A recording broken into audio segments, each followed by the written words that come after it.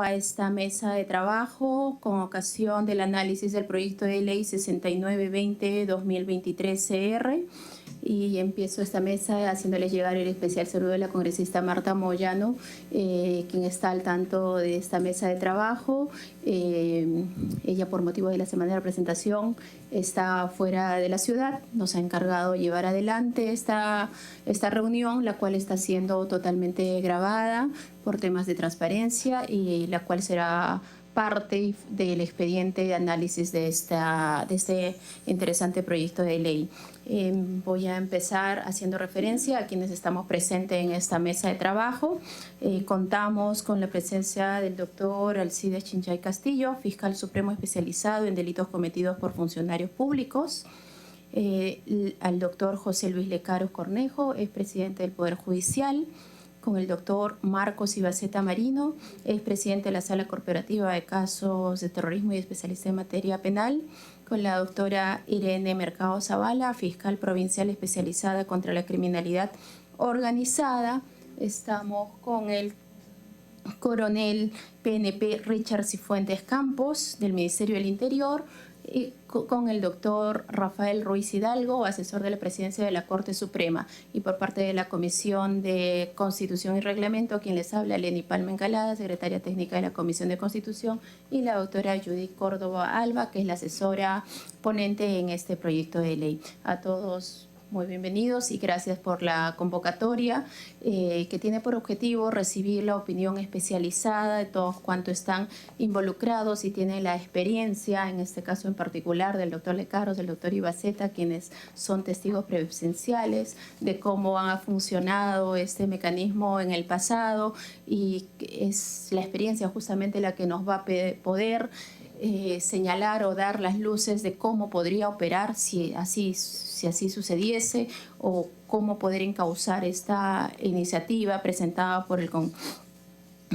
el despacho del congresista Burgos, cuyo asesor está presente en medio virtual. Entiendo que él también está apoyando la labor de representación del congresista, que es el doctor Ricardo Torres Alvarado, a quien le damos la bienvenida a través de la plataforma virtual, y justamente con él vamos a empezar esta mesa de trabajo a efecto que nos dé un poco con mayor amplitud los alcances y los objetivos que promueve este proyecto de ley. A todos nuevamente muy buenos días, y le damos el uso de la palabra al doctor Ricardo Torres hasta por un tiempo de 10 minutos. Tiene el uso de la palabra, doctor Torres. Muchas gracias, doctora. ¿Se me escucha? Sí, lo escuchamos fuerte y claro.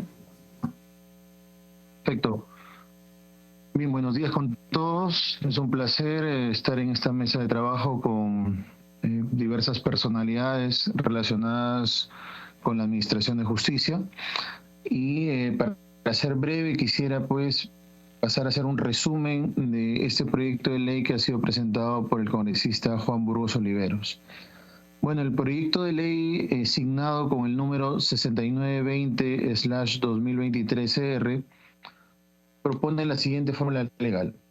Es la ley que autoriza la creación e instalación de tribunales sin rostro para la investigación, juzgamiento y sanción de delitos cometidos por organizaciones criminales, para preservar la identidad de los magistrados y fiscales y así fortalecer la lucha contra la criminalidad. Precisamente el objeto de la ley pues es autorizar esta creación de los tribunales sin rostro con el fin que les acabo de comentar. De allí que el artículo 2 proponga como creación de tribunales sin rostro a que el Poder Judicial se encargue de esta creación e instalación específicamente para temas relacionados con delitos de crimen organizado.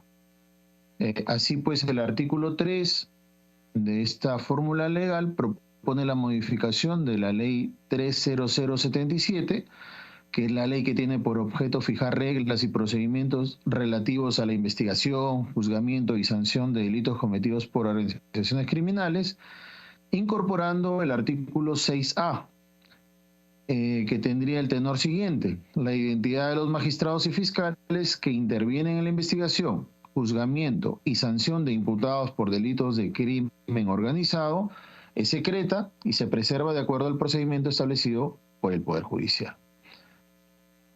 Bien, digamos que la fórmula legal que se ha planteado... Doctor Torres, discúlpeme, permítame Sí. una pequeña interrupción, por favor, para dar la bienvenida al doctor Raúl Miranda Sousa Infante, jefe de programa para las personas privadas de libertad, la seguridad ciudadana, seguridad y defensa nacional de la Defensoría del Pueblo, así como a los funcionarios del Ministerio de Justicia.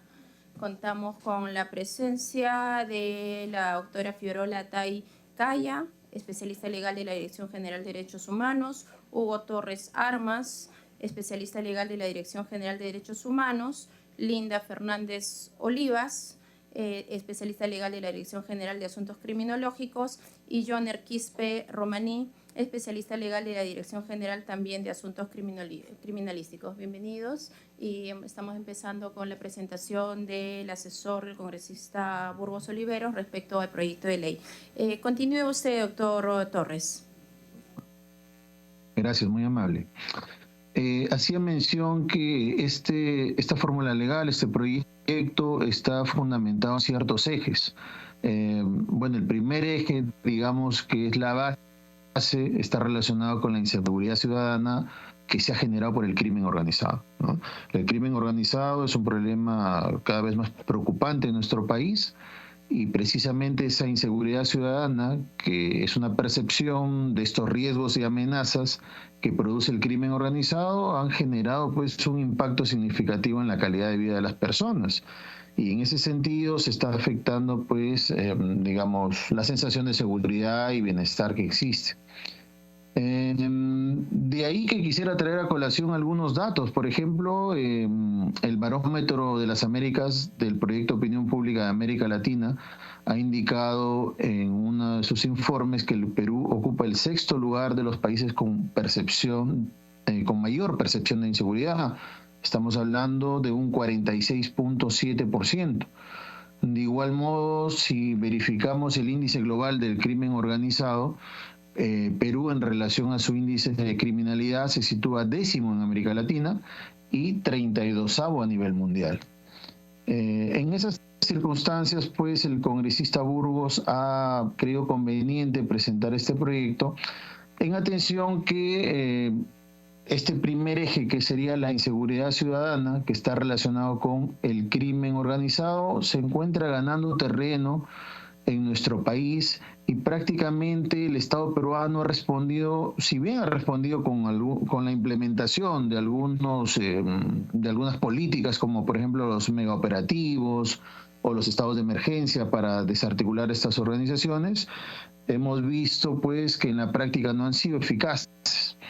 Y eso además ha conllevado a que, digamos, estas organizaciones criminales, que ya no son delincuentes comunes, sino que ya tienen una estructura y ámbito de acción, digamos, estable, ¿no? Y que, digamos, tienen, como digo, una estructura más estable para delinquir, han logrado alcanzar cierto poder e influencia en nuestra sociedad, de modo tal que en algunos casos puntuales hemos visto que han proferido atentados contra los operadores de justicia, ¿no?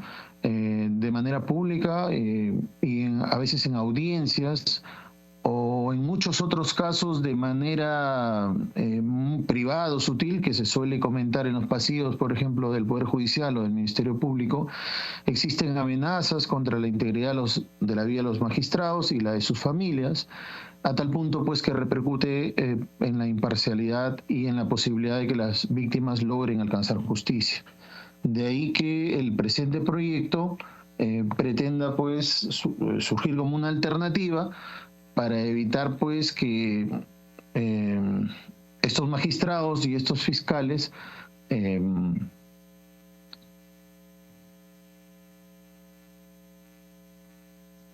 perdón, ¿se me escucha? Sí, se le escucha, doctor Torres. Gracias, continúo. De ahí pues que este proyecto pretenda que digamos, se mantenga esta imparcialidad y posibilidad de que las autoridades, como son los magistrados y fiscales, puedan realizar de manera correcta sus labores sin que tengan pues amenazas contra su vida o contra la de sus familiares. Los tribunales sin rostro, digamos, si vamos un poquito hacia el pasado, son tribunales de justicia especiales, ¿cierto? Y que en un inicio, digamos, sus antecedentes principales es que fueron creados para el procesamiento de delitos que generalmente estuvieron vinculados al narcotráfico, al terrorismo. Sin embargo, precisamente también el congresista Burgos ha presentado un proyecto de ley relacionado con la tipificación del terrorismo urbano. Y este proyecto que pretende la creación e instalación de tribunales sin rostro para crimen organizado, para delitos relacionados con el crimen organizado, está directamente relacionado con este terrorismo urbano que, a decir pues de muchos especialistas, es el nuevo terrorismo, que ya no es ideológico y que se encuentra latente hace ya algunas décadas, no solo en nuestro país, sino a nivel mundial. Entonces, la idea del proyecto de ley es que se garantice pues la seguridad y la integridad física de los funcionarios del aparato judicial, como son los magistrados del Poder Judicial, los fiscales. Los tribunales sin rostro han aparecido en Italia contra las mafias locales. Luego hemos visto que en Colombia y en Perú, en la década de los 90, se utilizaron para juzgar a jefes de organizaciones por narcotráfico y terrorismo, digamos terrorismo estrictamente ideológico. Pero no es que los tribunales sin rostro hayan desaparecido, digamos, del mapa o de la esfera mundial. Si tenemos en cuenta, por ejemplo, en Brasil, en el 2019, ha sido aprobado la creación de un tribunal de justicia en Río de Janeiro, así como en los estados de Pará, Mato Grosso, Bahía, Roraima, Santa Catalina y Alagoas, que son tribunales precisamente sin rostro, que son aplicables para los delitos de narcotráfico y las milicias, ¿no? En este caso Brasil pues tiene esta circunstancia de las milicias bastante latente.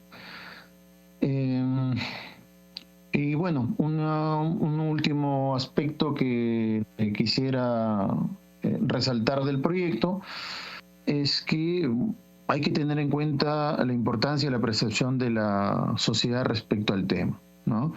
En realidad, en la época del terrorismo, y cito al autor Tremolada, que indicaba que el marco jurídico internacional llegó a ser visto negativamente por sectores de la población porque había pues un flagelo del terrorismo importante que limitaba negativamente, digamos, a la población, ¿no?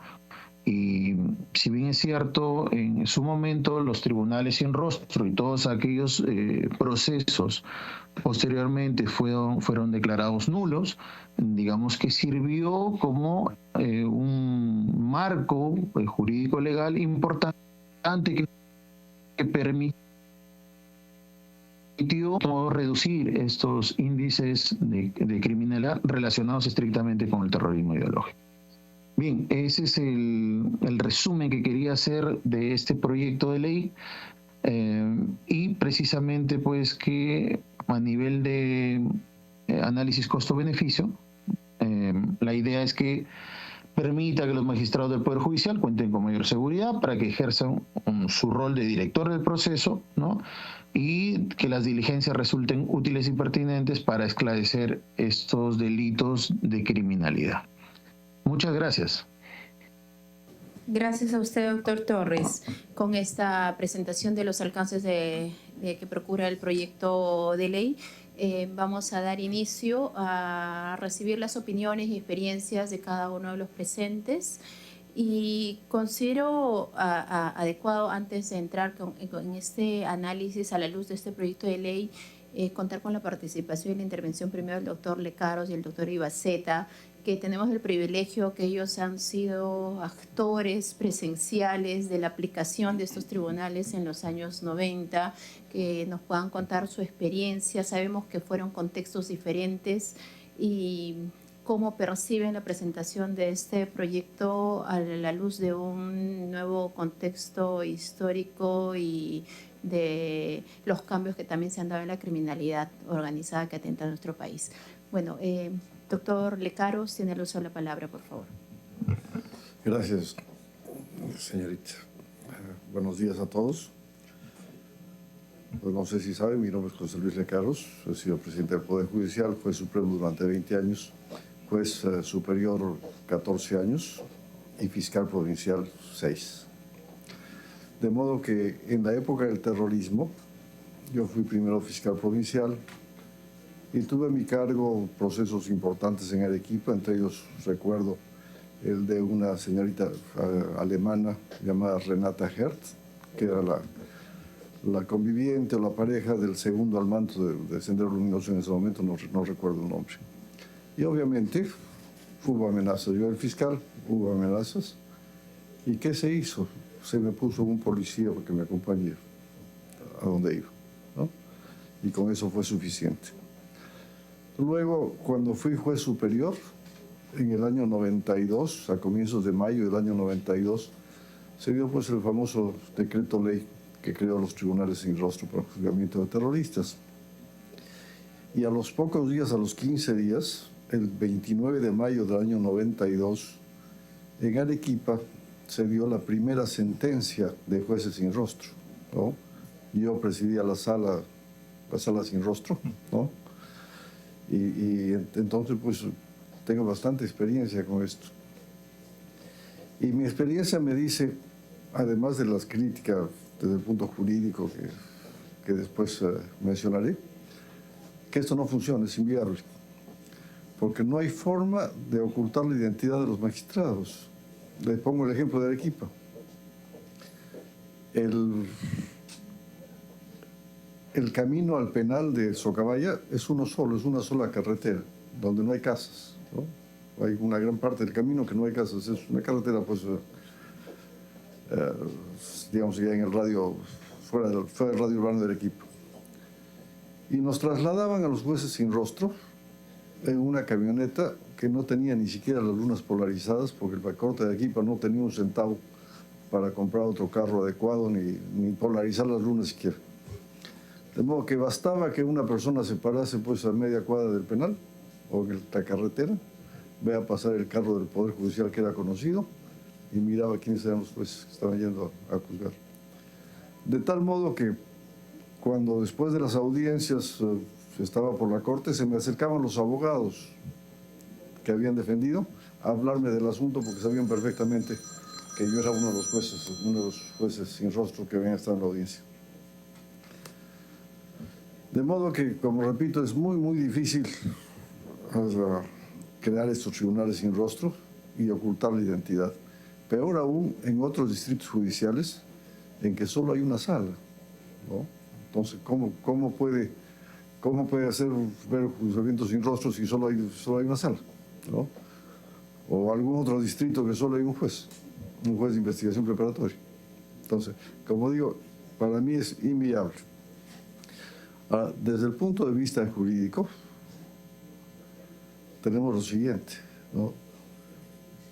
El Ministerio Público, en los últimos tiempos, todo lo ve crimen organizado, ¿no? 3 personas ya es crimen organizado, organización criminal. Ejemplo, Pedro Pablo Kuczynski, le han creado una organización criminal, él, su chofer y su secretario. Entonces, para ese tipo de procesos va a haber jueces sin rostro, ¿no? Por otro lado, esta experiencia del año 92, que duró 2 o 3 años, quizá menos, fue declarada inconstitucional por el Tribunal Constitucional nuestro. De modo que ya hay un pronunciamiento de inconstitucionalidad contra el juez sin rostro. ¿Por qué? Porque atenta pues contra una serie de garantías constitucionales de las personas, de los procesados, entre otros la garantía al juez natural, la garantía de imparcialidad, porque el procesado y su abogado no saben quién lo está juzgando, si el juez es su enemigo o el fiscal es su enemigo, o es amigo de la parte contraria, etcétera, etcétera, ¿no? Entonces, esto, pues, desde el punto de vista constitucional, también es inviable. Más aún que la Corte Interamericana de Derechos Humanos ya ha declarado que esta ley que hubo en el Perú de los jueces sin rostro atenta, pues, contra los derechos humanos, contra los tratados internacionales, ¿no? De modo que, en mi opinión, este proyecto de ley no debería prosperar. Muchas gracias, doctor De Caros.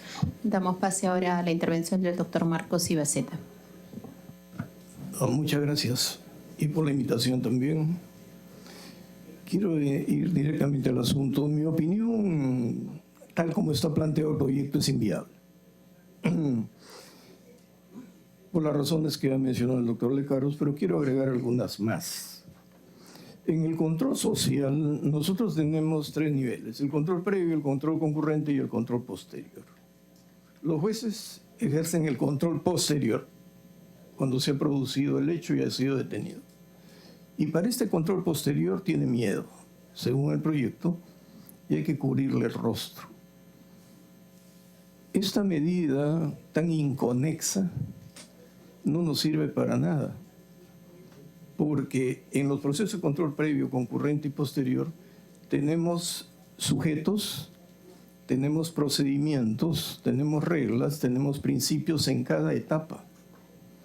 Por lo tanto, si una se hace mal, la otra sale peor y la última va a ser improductiva, inútil. Si convertimos a un juez en secreto, el juez secreto, el proceso tendría que ser secreto. Entonces, justamente en la época en que se incluyó el juzgamiento por juez sin rostro, no vino el paquete solamente con los jueces sin rostro, sino vino con reglas para la investigación que se policializó. Ahí quien definía las rutas y las reglas era la policía. El fiscal era un acompañante, pero acta de intervención y de incautación firmada por el fiscal para el juez se convertía en un elemento de convicción absoluto. Y eso justificaba las detenciones inmediatas. Y no había alternativa en la ley para el juez. Debía detener si el fiscal había firmado. Luego de la policialización, sí. Las fiscalías intervienen, nunca fueron fiscales sin rostro.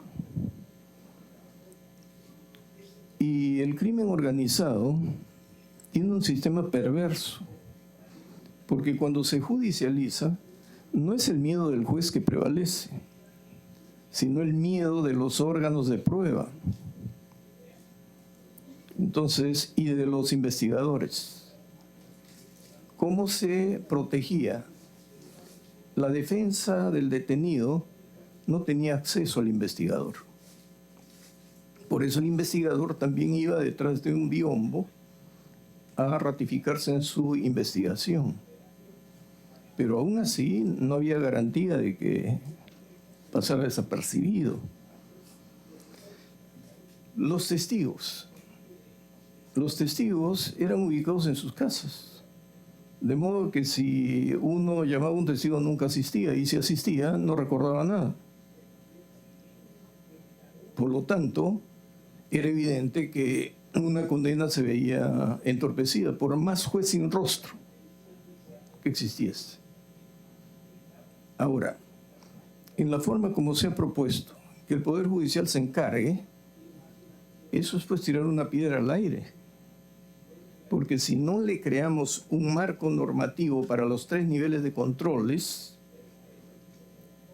y con reglas que enfrenten la transversalidad del problema, ¿el Poder Judicial qué va a hacer? Si no cambian la regla de competencia, si no cambian los criterios ultragarantistas de naturaleza constitucional, ¿qué va a hacer? Ahora, siempre hay una salida, ¿no? Cuando nosotros ingresamos a ver este tema, en el 96, descubrimos el desastre, el desorden y la disparidad de criterios. Pero ya teníamos a la Justicia Supranacional, Defensa de los Derechos Humanos, sobre el Estado. Y el Estado reconoció que se habían condenado inocentes. Al reconocer el Estado la condena de inocentes, destruyó todo el proceso. Y para justificarse internacionalmente crea la Comisión de Indultos. Y la Comisión de Indultos sustituye a la Corte Suprema como órgano de revisión, porque también fue un defecto de la Corte Suprema que no admitía recursos de revisión. Y entonces la Comisión de Indultos no perdonaba la pena, sino declaraba la inocencia. Entonces se pervirtió todo. Y nosotros, analizando el tema de Manu Puliti de Italia y luego la lucha de Colombia con Escobar, veíamos que igual que en Estados Unidos, en la ley seca contra este bandolero, Al Capone, nunca se enfrentan los ataques de esta magnitud con estructuras burocráticas rígidas, inmóviles, sino con equipos especializados. Pero estos equipos especializados deben estar en una estructura altamente dinámica, móvil, donde no sean fácilmente cazables, o sea, porque van a la cacería. Y ahí tuvimos a los intocables, ¿no? En Manu Puliti se enfrentaban al crimen organizado. No olvidemos que el proceso de Manu Puliti da lugar a la firma del tratado en el 2000 contra el crimen organizado en Palermo, donde asesinaron a Falcone, que era el que dirigía la lucha contra las mafias. ¿Y qué estamos tratando de enfrentar ahora? Mafias transnacionales. Y entonces, en esa dimensión, una medida de juez sin rostro, diríamos que es tan diminuta que se pierde un universo. Y no estamos viendo el espectro. Aquí el Estado debe tener a sus agentes como aquella vez. Y dijimos lo siguiente: frente a este desorden y al miedo, hay principios, ¿no? El que se mete a juez y tiene miedo, no debe ser juez. El que se mete a policía y tiene miedo, no puede ser policía. Ahora, hay miedos y miedos. Por lo tanto, cuando encontramos un desorden, dijimos, vamos a inmovilizar para crear un equipo especial. Vamos a inmovilizar 8 magistrados superiores que coordinen a nivel nacional para constituir colegiados no fácilmente perseguibles. Pero hasta entonces todavía eran sin rostro, pero estos se dieron a conocer porque todo el mundo nos conocía. Eso de las claves, lo sabía el secretario, lo sabía el auxiliar, lo sabía el policía, lo sabía el chofer, lo sabía el INPE. El padre Lancier me decía, pero si yo entro por atrás y los veo a todos, ¿no? Entonces no había sin rostro. Y el dinero para el Poder Judicial. Como decía el doctor Lecaros, teníamos 3 carros pintados igualitos, ¿no? Todos iban con su clave, se malograba el carro, llamaban a la presidencia de la Corte y decían, qué sé yo, ¿no? Con su seudónimo, y decía, oiga, ¿está usted bien? Identifíquese, se está burlando. Es decir, no había un sistema, no había administración, no había coherencia, no había planes estratégicos, no había nada. Simplemente le daban su expediente y vete. Así no funcionan las cosas. Además, al Poder Judicial no le pueden decir, tú estructura a los jueces sin rostro, pero estructura significa planta y trabajo, ¿no? ¿Cuántos recursos necesito para esta planta? Si me dicen, tú estructuras a los jueces sin rostro y tengo todos los jueces del Perú, Voy a volver sin rostro a todos los jueces que conocen procesos penales en todo el Perú. En planta, ¿cuánto de inversión voy a necesitar? Y en trabajo, ¿qué personal si todos están con CAS provisional? Entonces no hay una política ni racionalización de trabajo.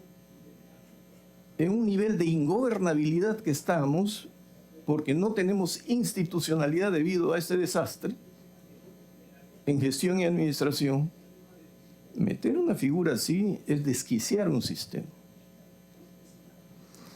Entonces aquí lo que se hizo, y con esto voy a terminar para después si hay preguntas, es primero inmovilizar preguntándoles, ¿tienes tanto miedo? Porque de algo nos tenemos que morir. Y dijeron, no, pues ese es el riesgo. Sí, pero vamos a organizarlo de tal manera que sea móvil, no fácil de identificar y menos seguir y menos fijarlo. También se trabajó eso. Y estábamos enfrentando además el crimen organizado, las bandas delincuenciales. Porque no es un problema de ahora. A final de los 80 y los 90 teníamos a los injertos y a los destructores que eran más de 300 fascinerosos a nivel nacional. Se producían asaltos a los bancos con asesinatos. Y cuando yo pregunté a uno de ellos, una vez que se fusionó, porque se creó, así como la sala de terrorismo, se creó la sala de bandas, para enfrentar a los dos flagelos. Cuando yo pregunté a un fascineroso y le digo, pero ¿qué al estilo Pampañaupa, ¿no? ¿Por qué razón asesinó a su colega? Porque era policía Pampañaupa. Los policías empezaron primero relacionándose con las jovencitas que iban al palacio cuando se trasladaba detenidos, después convivían, tenían hijos, empezaron a alquilar sus armas y después ya organizaron su propia banda, policías, en esa época. Le decía, ¿por qué lo mató a su colega? No, porque no podíamos, habíamos invertido tanto para este gran golpe que no podíamos correr riesgos.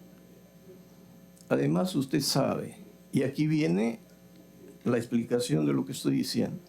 Usted sabe que la pena con el nuevo código se ha reducido todo a 8 años. Secuestro, extorsión, asesinato se había disminuido a 8 años en el 91 con el Código Penal. Me dijo, usted sabe que tengo 9 años, si nos llevamos los 3 millones de soles o de dólares, ya tenemos dinero. Pero no han derogado los beneficios penitenciarios. Y entonces podemos salir con 1/3. Yo le dije, pero con 1/3 no creo que les concedan. Me dijo, magistrado, usted sabe que se compra. Y empezamos a investigar el sistema penitenciario y sí, pues hay una masa de dinero gigantesca y una capacidad de corrupción enorme. Y ahora que tenemos el crimen organizado controlando minería ilegal, tala ilegal, narcotráfico, trata de personas, su poder económico es de tal magnitud y su poder corruptor es peor. ¿Eso lo va a solucionar con juez y rostro? No, pues. Se necesita el diseño de una política integral con marcos normativos especiales en los 3 niveles, previo, concurrente y posterior. No, esa es la posición personal que he transmitido. Si hay alguna aclaración ya después. Muchas gracias, doctor Ibaceta. Realmente pone sobre la mesa todas las aristas que trae consigo este tema, que nos va a servir obviamente para el análisis, y junto con la experiencia del doctor Lecaros nos ponen en atención para el estudio de la comisión. Doctor Lecaros, sí. Sí, muy breve. A raíz de lo que ha dicho el doctor Ibaceta, quiero traer a colación una frase, un pensamiento de un político inglés muy interesante, que dice, para ser juez se tiene que ser honesto, se tiene que ser valiente, se tiene que tener criterio y si sabe algo de derecho puede ayudar. Entonces el juez que no es valiente, el fiscal que no es valiente y tiene miedo, debe salir de la magistratura. Esa es la Gracias, doctor. Muy acertada la intervención. Ahora damos paso a la participación del doctor Alcides Chinchay, fiscal supremo especializado en delitos cometidos por funcionarios públicos. Tener uso de la palabra, por favor, doctor. Si me pudieran ayudar con mi exposición, por favor. Bien, yo quería empezar con una deficiencia de la exposición de motivos que también ha sido reiterada por el primer expositor, que lo hizo de manera virtual, y es confundir seguridad ciudadana. La primera diapositiva, por favor. Gracias. Seguridad ciudadana con percepción de seguridad ciudadana, ¿no? Entonces ahí hay un severo error, una respetuosa invocación a los asesores. Informen mejor, pues, ¿no? Son dos cosas totalmente distintas. Si estamos hablando de seguridad ciudadana, estamos hablando básicamente de datos empíricos. O sea, ya estudié la cantidad de reincidentes, cuántas personas que salen liberadas vuelven a delinquir. ¿Vuelven a delinquir en lo mismo? ¿Vuelven a delinquir en otros delitos? Eso es números. Eso no es percepción que la gente se siente de una forma u otra. Sí es que sabemos qué cosa es seguridad ciudadana, ¿no? Por ejemplo, un estudio que se hizo en Chile, se determinó que el 90% de los delitos en Chile se cometen en el 2% del territorio chileno. 90% de los delitos se cometen en el 2% del territorio chileno. Si yo sé eso, como policía, sé dónde debo hacer labor de prevención, ¿no es cierto? Y eso es estadísticas, eso no es percepción. La victimología, ¿no? ¿Quiénes son las víctimas de qué delitos? Por sexo, por lugares del Perú, por zonas urbanas, por zonas rurales. Todo eso es números, todo eso es estadística. Eso de que la gente se siente, la gente percibe. Siguiente diapositiva, por favor.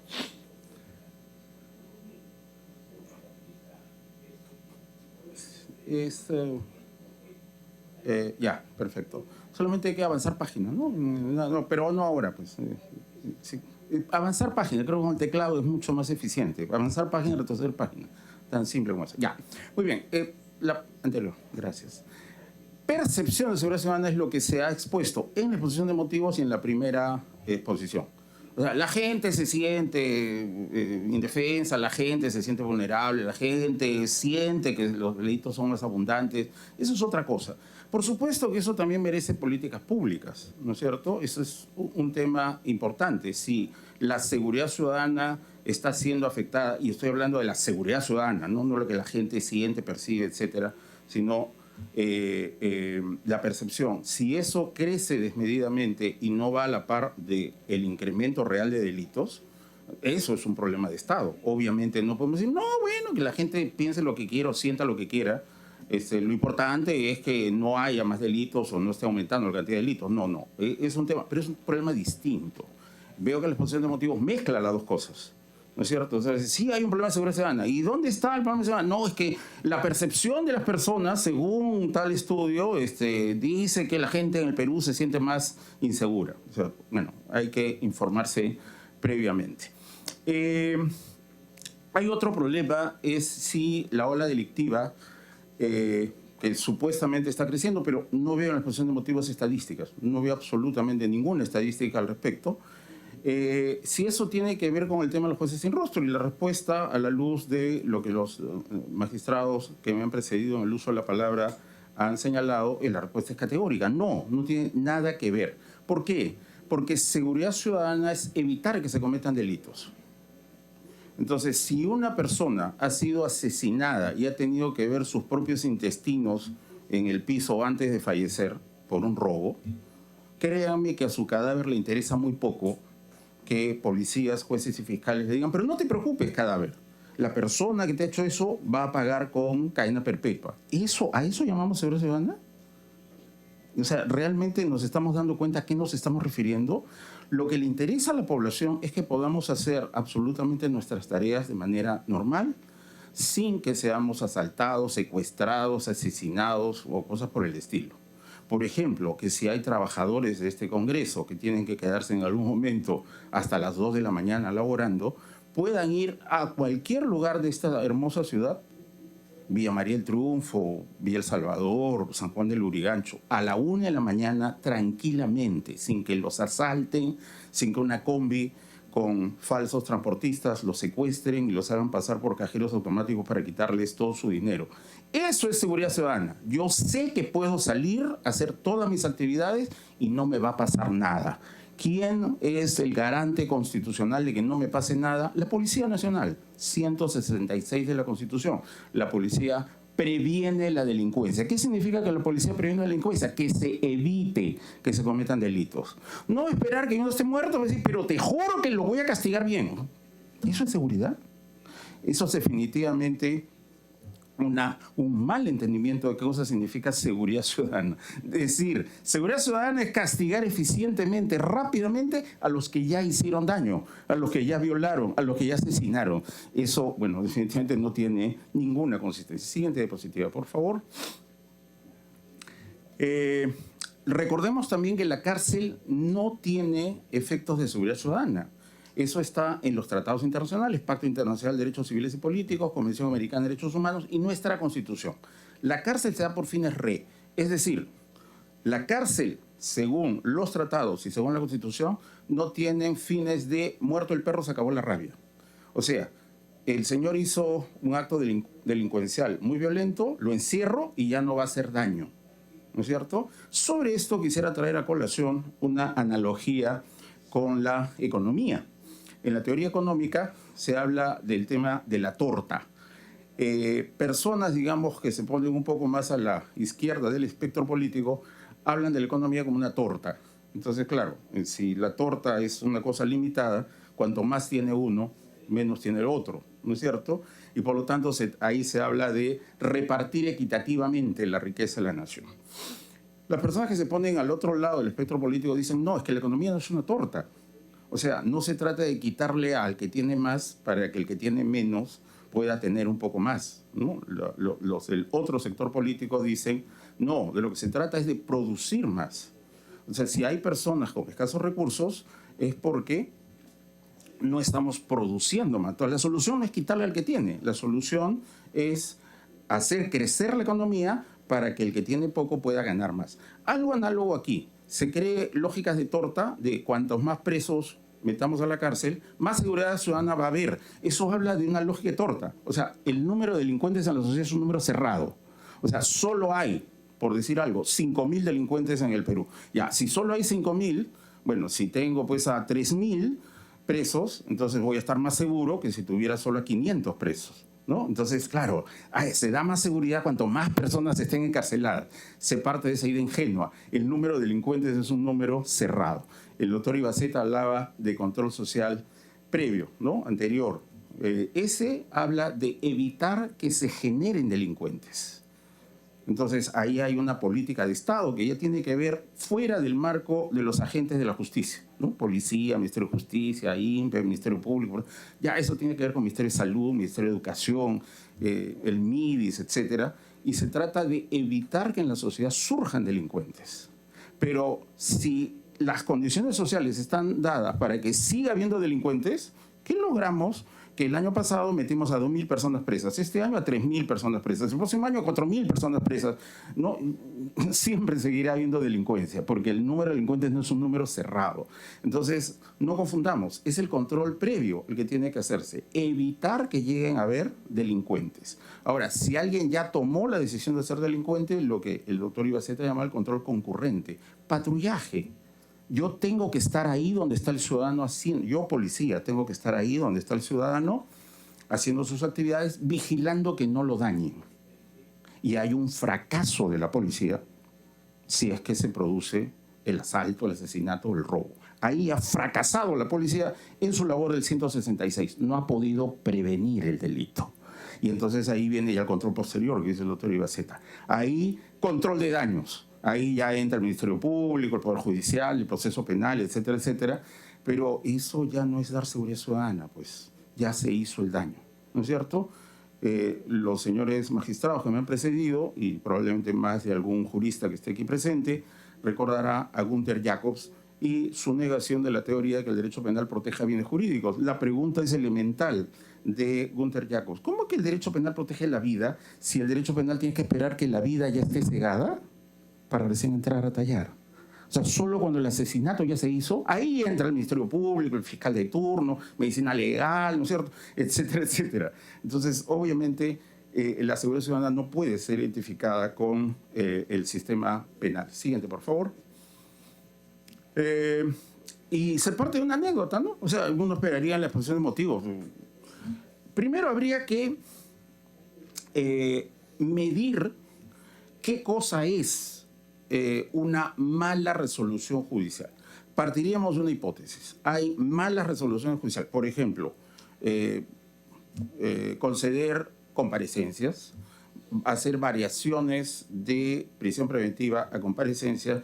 Primero habría que decir, esa comparecencia está mal dada. ¿Quién define si es que está mal dada o no? Supongamos que ya hemos definido, técnicamente eso está mal dado. Segundo, ¿eso se debe al miedo?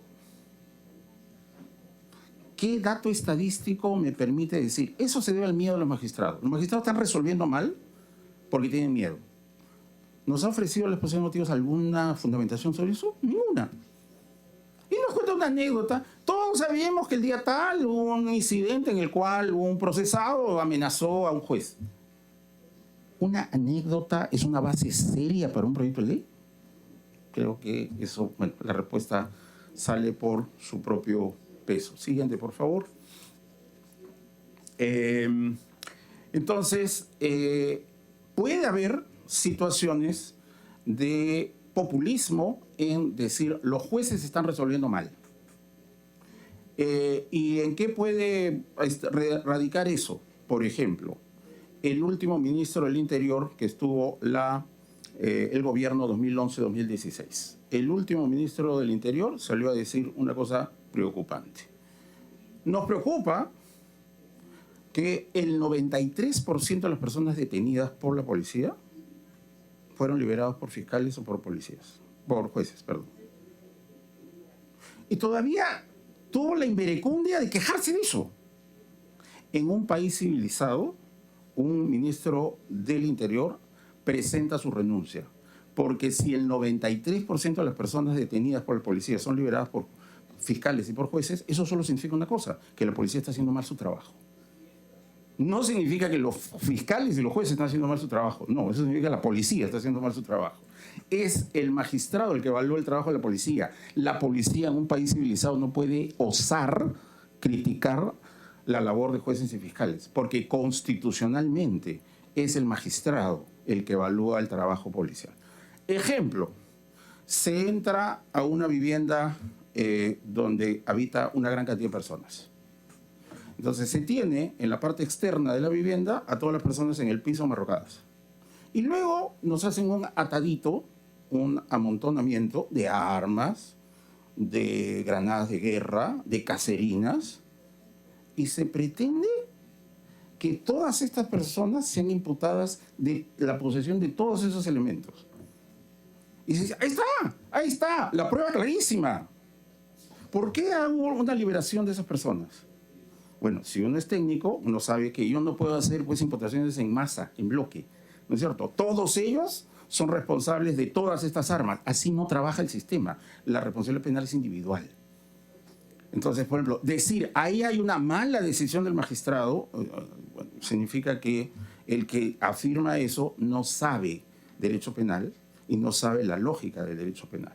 Entonces, estos temas tendrían que ser considerados antes de poder sustentar una norma como esta, y la inconstitucionalidad e inviabilidad que ha sido dicha por el doctor Lecaros y el doctor Ibaceta, y creo que sobre esto mi colega él va a tener que decir también algo al respecto. Sí, la doctora Mercado. Sí, siga con la interrupción, doctor Ibaceta. Gracias. Solamente quería dejar esto para un debate. En las guerras modernas ya no hay guerra de avanzadas. Es decir, soldados contra soldados ya no. Sino que ahora en la guerra va el principio fundamental que siempre se ha concebido, que tomado el comando está destruido el ejército. Por lo tanto, cuando vemos que el crimen en las calles desborda a la policía, es porque se está llevando una guerra de avanzada con los que jerárquicamente en la organización están en la base. Pero no se toca al comando. Y nuestra preocupación es, así como el GEIN, como sabíamos que Abimael Guzmán tenía su comité central y su estructura piramidal, entonces el GEIN se enfoca en el comando. Y al capturar al comando se destruye la base. No tenemos en la política y en la estructura del Estado a la vista un plan para atacar ese comando. ¿Y qué nos preocupa? Que el comando del crimen organizado haya infiltrado al Estado. Tampoco tenemos datos de infiltración en el Estado. Entonces el Estado va a terminar investigándose a sí mismo y se neutraliza. Por eso es importante.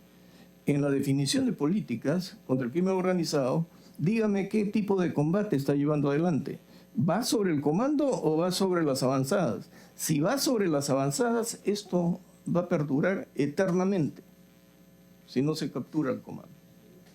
Gracias. Correcto. Gracias, doctor Ibaceta. Gracias, doctor Chinchay. Conforme vamos viendo, esto traspasa la lógica solo de ir por un proyecto de ley de esta naturaleza, sino es un sistema de reforma integral del sistema de justicia que también tenemos en nuestras manos este paquete y oportunamente también lo estaremos convocando. Doctora Irene Mercado, por favor, tiene usted el uso de la palabra para continuar con la presentación por parte del Ministerio Público. Buenos días, muchas gracias por la invitación. Creo que ya los anteriores ponentes nos han puesto claramente la inviabilidad del proyecto de ley. Pero yo en mis 19 años de fiscal y 9 años de juez tengo una experiencia vivida. Y a partir inclusive tuve casos como el caso de La Parada y otros casos, ¿no?, que se me puso la fiscal de La Parada.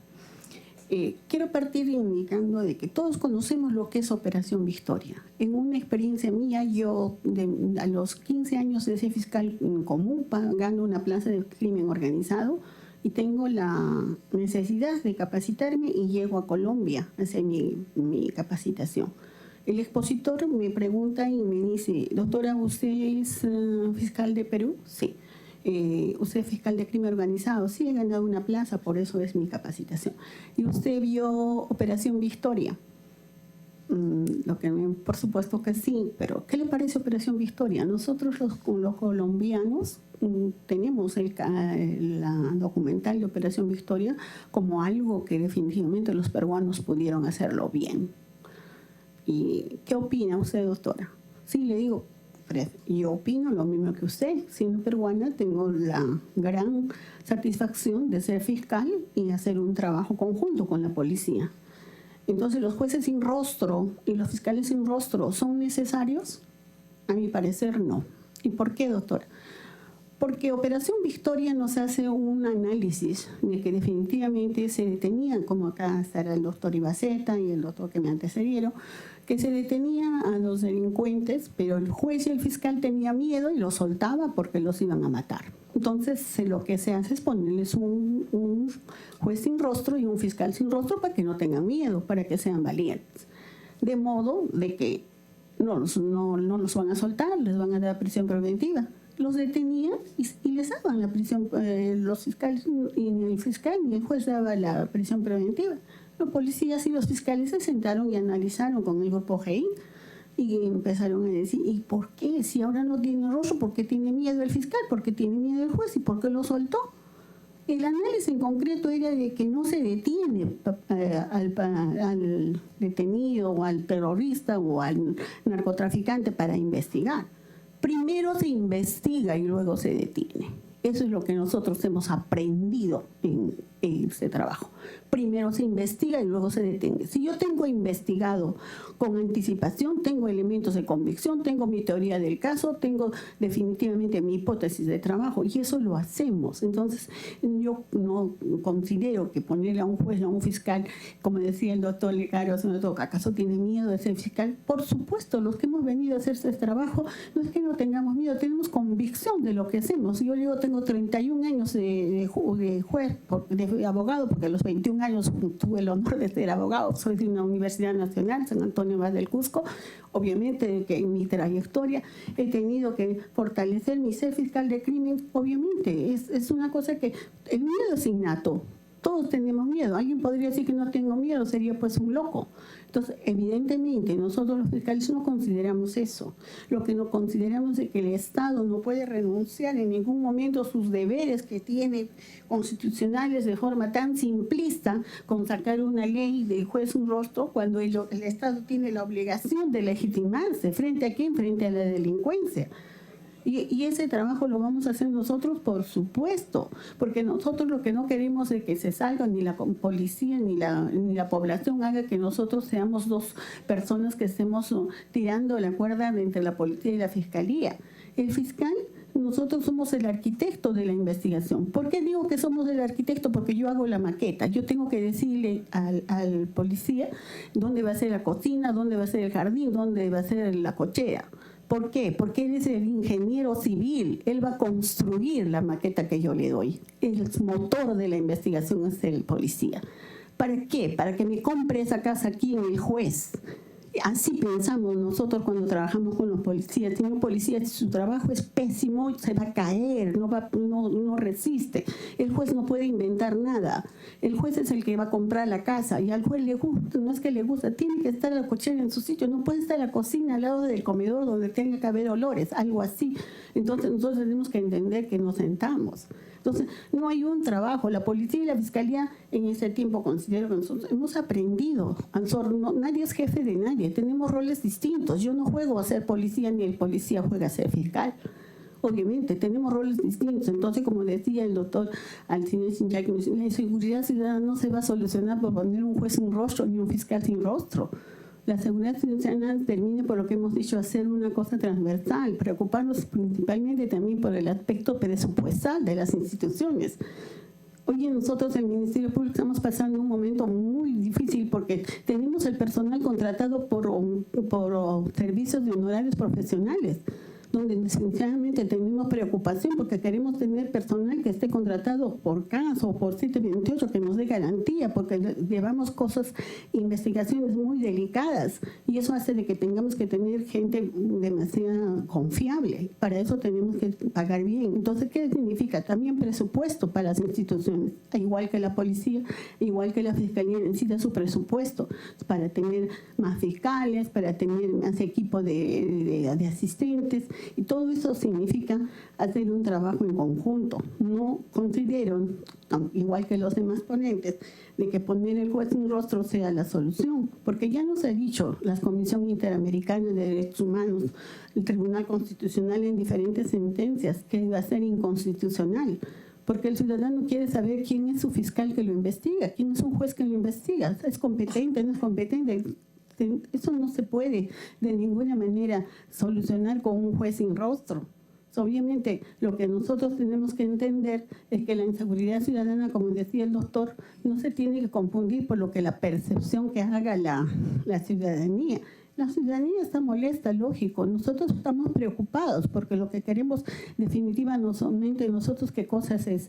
Legitimarnos, sí, porque puedo ser fiscal legalmente nombrada, pero me legitimo, la población me reconoce, me respeta. Cuando uno trabaja así, por supuesto. Mire, en mi experiencia yo he tenido muchas organizaciones criminales, el último, un gran caso Abeja, que lo trabajaba entre Argentina, España, Holanda, Perú, y nosotros hemos hecho un trabajo en conjunto. Entonces, cuando nosotros hacemos bien el trabajo y la policía también, hasta el delincuente dice, doctora, yo tengo un código, y su trabajo, pues, totalmente, usted no tenga temor. Entonces, no estamos diciendo que nosotros no tengamos miedo. Obviamente que tenemos que tener la logística necesaria para desarrollar nuestro trabajo, pero no pasa por hacer un proyecto de ley de poner al fiscal y al juez un rostro de que se solucione esto. Me han antecedido los ponentes y yo comparto con sus experiencias y estoy indicando de que el Estado no puede renunciar de esta manera simplista su función para atacar la seguridad ciudadana, que va por un trabajo conjunto entre la policía y todas las instituciones. Gracias. Muchas gracias, doctora Mercado. Vamos recogiendo las posiciones institucionales y con dicho fin pasamos a recoger la posición del Poder Judicial a través del doctor Rafael Ruiz Hidalgo, asesor de la Presidencia de la Corte Suprema. Tiene el uso de la palabra, por favor, doctor Ruiz. Buenos días a todos los presentes. Bien, en realidad se ha dicho bastante acerca de los jueces sin rostro. Hemos escuchado con atención la posición del doctor Lescaros y también del doctor Marcos Ibaceta y de los representantes del Ministerio Público. En ese sentido, comparto la posición de los que me precedieron, efectivamente, ¿no? Porque crear un tribunales de jueces sin rostros o jueces sin rostros en un Estado constitucional democrático de derecho deja mucho que desear, ¿no? Porque eso significaría alejarnos de la agenda que tenemos a nivel internacional, sobre todo. Muy aparte, viola el principio de convencionalidad en el marco de protección de los derechos humanos.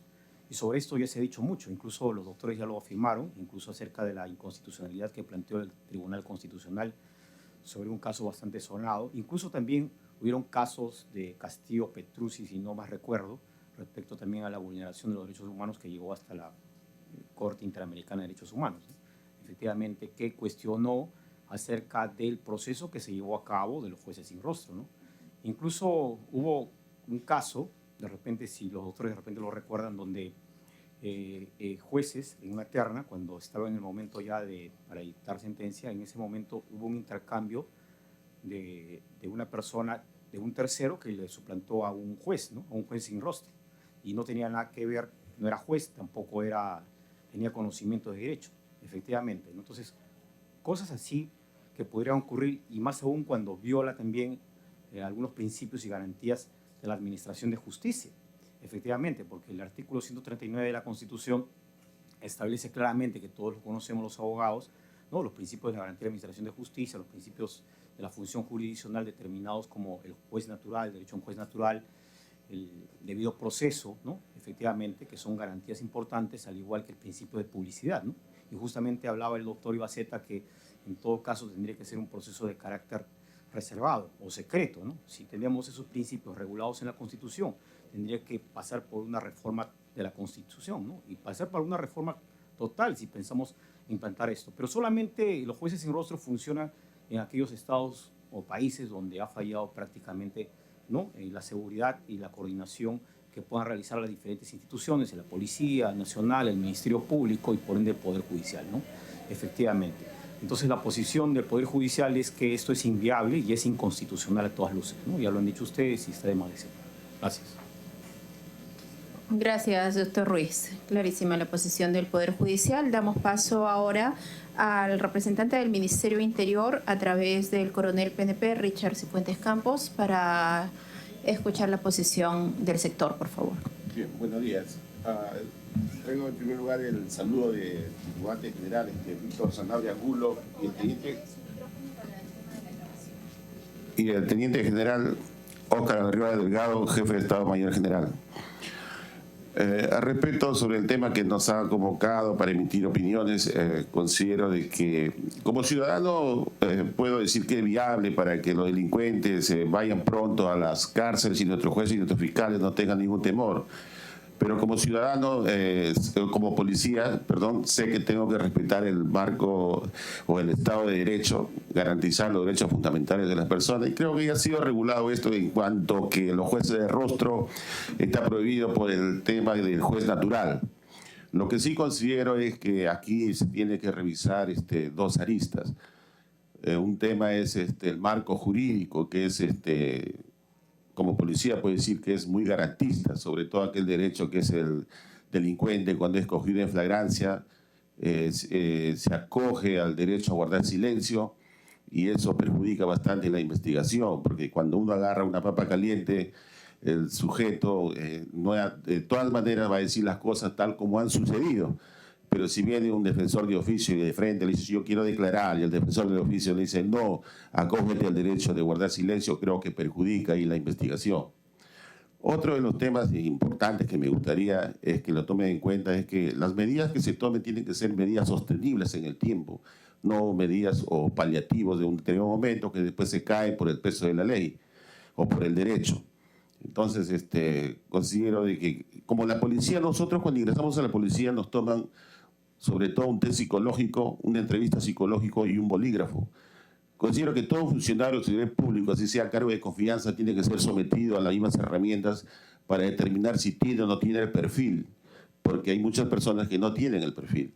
y eso nosotros en el sistema, en el proceso de evaluación, lo sacamos. Habrá casos aislados que pasan, pero ya se encargan de nuestro sistema de inspectoría en forma inmediata, que cuando un efectivo, un funcionario público incurre en una irregularidad, de inmediato inspectoría toma las medidas cautelares, adopta las medidas cautelares y lo separa del servicio, lo suspende, pero ya eso sirve como un precedente para los policías que están atrás y están observando esas medidas, entonces ya se abstienen.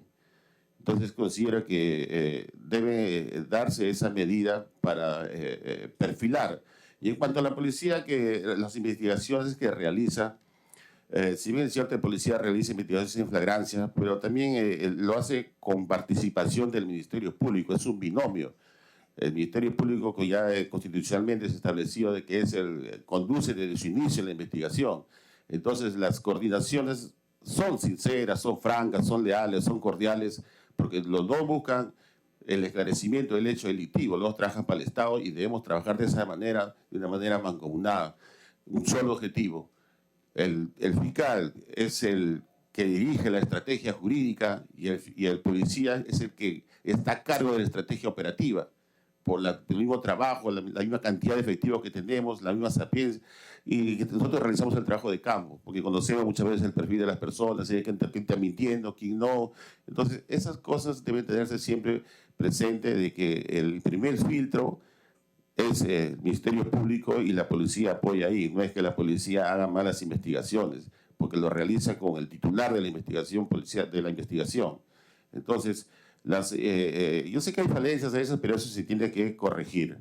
Y se corrige con un trabajo conjunto y un trabajo, que le digo, que todos con un solo objetivo. Después, decir algo más respecto al tema, y yo comparto la opinión del doctor Ibaceta en el sentido de que no es que digamos que tienen temor el fiscal o el juez, sino de que hay que ver si tienen el perfil adecuado para ese cargo. Porque si no lo tiene, de repente es muy noble, muy permisivo, no tiene carácter, no tiene personalidad, entonces no va a ser un funcionario idóneo para el cargo. Va a tener ciertas debilidades que después van a poner en telejuicio su calidad funcionarial. Bueno, esa es mi opinión. Gracias. Perfecto, doctor Coronel Cifuentes. En principio, la opinión que usted está dando acá es a nombre del Ministerio del Interior, no personal, porque ha sido citado en esa calidad. Así que estamos tomando nota en calidad de integrante del Ministerio del Interior. Muy bien, seguimos por favor con la participación institucional del doctor Raúl Miranda Sousa, jefe del programa para las personas privadas de la libertad, la seguridad ciudadana, seguridad y defensa nacional. Tiene usted la palabra. Muchas gracias. Muy buenos días con todos y todas. Desde la Defensoría tenemos una posición muy clara sobre este tema y quiero abordarla brevemente en dos aspectos que ya los han señalado las personas que me han precedido, los doctores principalmente. Uno es el tema previo, el tema preventivo. Nosotros creemos que la seguridad ciudadana no se combate de una manera reactiva y populista. Creemos en la prevención, creemos que es un problema, como decía el doctor Chinchay, es un problema casi de salud pública, a través de la educación, a través de las medidas económicas, de programas sociales, atacar a las poblaciones particularmente vulnerables y donde se va madurando la delincuencia. En ese orden de ideas creemos que la seguridad ciudadana se combate desde ahí, desde una manera preventiva, previa, a través de políticas públicas transversales e integrales. Ahora, con respecto a ya la parte jurídica, consideramos que la creación, bueno, se ha comprobado que hay una política pública, una política normativa de aumento de penas que no tienen un impacto real, en la reducción de los índices de inseguridad. Y asimismo la propuesta de establecer la posibilidad de los jueces sin rostro también atenta como lo han señalado, derechos constitucionales, afecta el principio de convencionalidad. Creemos que hay otros mecanismos para combatir la inseguridad de la que se puedan ver afectados tanto jueces como fiscales. Creemos que se viola también el principio de la inmediación en los procesos judiciales. Entonces, nuestra posición es que no es viable un proyecto así y más bien hay que trabajar en políticas públicas integrales, preventivas y también, ¿por qué no?, en dar mayor capacidad operativa a la Policía Nacional del Perú y para la protección, que es importante. Nadie dice que no estén libres de tener algún peligro para su integridad física, su salud o la vida incluso, ¿no? Pero eso no se combate violando las normas que nos rigen. Esa es la posición de la Defensoría. Muchas gracias. Buen día. Muchas gracias, doctor Torres. En efecto, como Comisión de Constitución somos los más celosos y cuidadosos en guardar y garantizar la aplicación correcta de todas nuestras normas constitucionales dentro de nuestro sistema jurídico e internacional. Para finalizar esta primera ronda de intervenciones, para luego pasar las preguntas, damos paso a las intervenciones del Ministerio de Justicia en el orden que ustedes consideren, por favor, manifestando su nombre para que quede registrado en las actas. Sí, muy buenos días con todos y todas. Muchas gracias. Mi nombre es Fiorella Ataicaya. Soy analista de la Dirección General de Derechos Humanos y, bueno, justo vengo con mi colega Hugo Torres, que formamos parte de la misma dirección, pero también en representación del Ministerio de Justicia venimos el día de hoy acompañados de los colegas de la Dirección General de Asuntos Criminológicos. Bien, esta intervención, la intervención del Ministerio de Justicia, estaría comprendida en ese sentido, digamos, desde el marco de nuestras competencias y funciones de cada dirección. En el caso de la Dirección General de Derechos Humanos, nosotros hemos tenido ocasión justamente de recibir y revisar esta propuesta normativa y en el marco de nuestras competencias quisiéramos compartir algunas apreciaciones desde el marco de los estándares en derechos humanos, así como también de la jurisprudencia del Tribunal Constitucional. Bien, en principio nosotros hallamos que esta propuesta normativa estaría colisionando con el principio del juez natural, el derecho principio del juez natural, que se encuentra consagrado en nuestra Constitución Política en el artículo 139, pero a su vez de conformidad con la cuarta disposición final y transitoria, debemos interpretar, analizar este artículo con otros tratados en derechos humanos, en este caso la Convención Americana sobre Derechos Humanos, en su artículo 8.1 reconoce el derecho a ser oído por un juez independiente e imparcial, y a su vez el Pacto de Derechos Civiles y Políticos reconoce en su artículo 14 el debido proceso. En este marco tanto normativo internacional como nacional, entonces hallamos la protección de este derecho.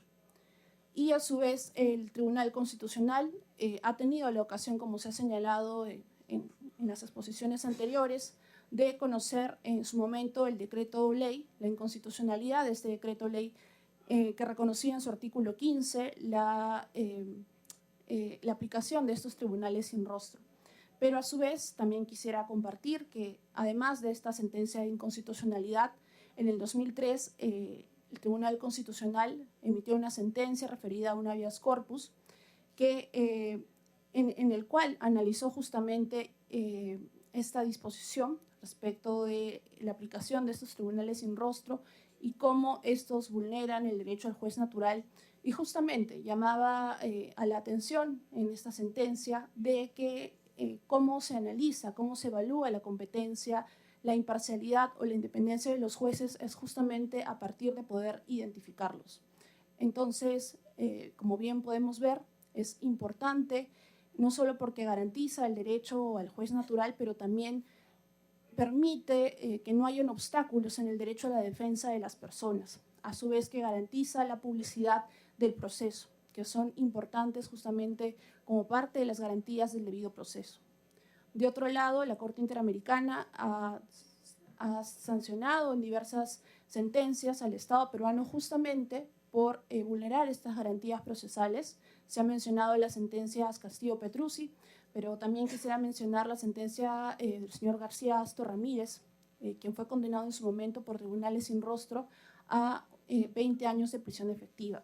Justamente la Corte Interamericana, cuando analizó su caso, como otros, también halló que esta medida aplicada por el Estado peruano en dicho momento estaría vulnerando el artículo 8.1 de la Convención Americana, justamente que garantiza el derecho a ser oído por un tribunal competente, independiente e imparcial. Asimismo, quisiera agregar que en el marco de las Naciones Unidas también hemos tenido la opinión de relatores especiales. En el 96, justamente el relator independiente, para la independencia judicial, emitió un informe porque él había visitado el Estado peruano años anteriores y había podido conocer de cerca esta situación de la aplicación de los tribunales sin rostro.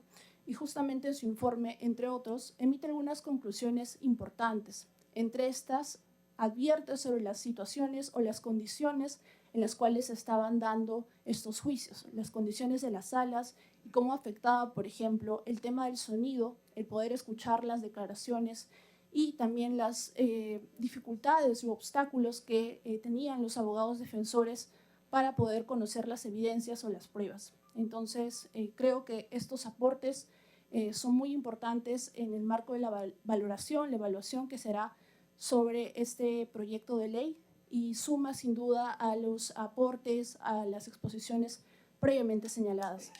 Dejo también el uso de la palabra a mi colega Hugo Torres, quien también es especialista de la Dirección General de Derechos Humanos.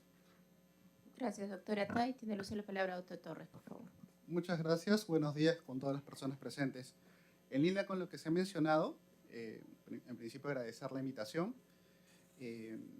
Queda claro que el objeto y fin del proyecto de ley analizado, esto es la creación nuevamente de jueces o tribunales sin rostro, es una cuestión que ya ha merecido pronunciamientos tanto a nivel interno del máximo intérprete de la Constitución, le hace el Tribunal Constitucional peruano, y también por parte de la jurisdicción supranacional en materia de derechos humanos.